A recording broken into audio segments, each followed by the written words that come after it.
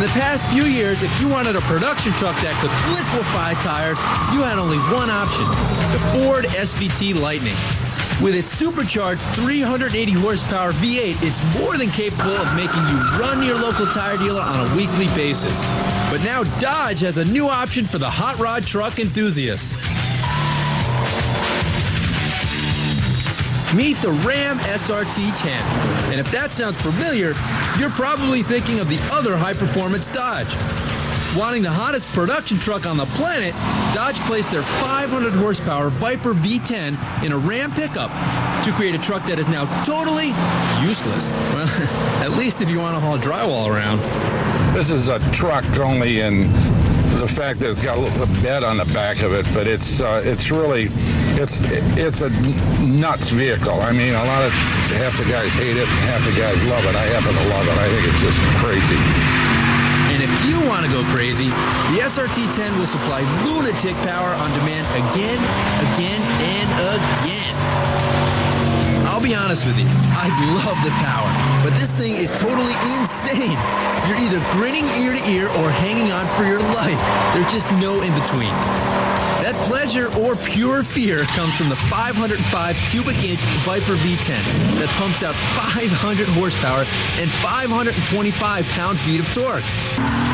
That trio of 500s is enough to get this beast to 60 in 4.9 seconds, and that's faster than lightning. You get it? Well, oh well. But once you get off the straights and into the turns, this thing proves it's still a truck. If you were a rational human being, you wanted this kind of performance, you'd buy a Viper or a Corvette or any one of a number of sports cars. Now listen to Brock. You are not going to get sports car handling in this ride. But I will admit that the Ram is surprisingly agile for a 2.5-ton beast, thanks to the massive 22-inch Pirellis on the corners. Well, as long as you don't get too overzealous. I mean, come on. What do you expect from a 500 horsepower pickup? Now, it's obvious that this is no ordinary pickup. I mean, how many trucks do you see with a wing out back? Now, Dodge claims the wing is actually functional, providing downforce as well as reducing drag. But I'll hold off on my opinion. But here's my opinion on the hood scoop.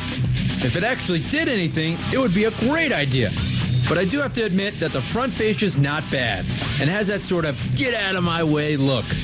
And looking on the inside, well, that's not bad either. The seats are well bolstered in case you get a little out of control, and the dash gives off a sporty feel with its chrome accents. And continuing with the crazy theme, you get an insane 508-watt sound system, if you ever get tired of listening to the exhaust. You may also need to worry about exhausting your budget. The sticker on the SRT-10 reads just under $46,000. Now that's not bad for a performance vehicle, but this thing is a truck. And for that money, you could get a Vet. But okay, I'll admit there are upsides to anything with 500 horsepower. And if you want to be the guy who can get to the lake the fastest, the SRT-10 may be for you. But you know that I'm a technical guy. And since this thing really doesn't fall into any category, it's best if we take Brock's advice. To try to evaluate it or kind of think about it seriously, what does this vehicle do? It doesn't do anything, really. It's just nuts. It's fun. It's a hot rod.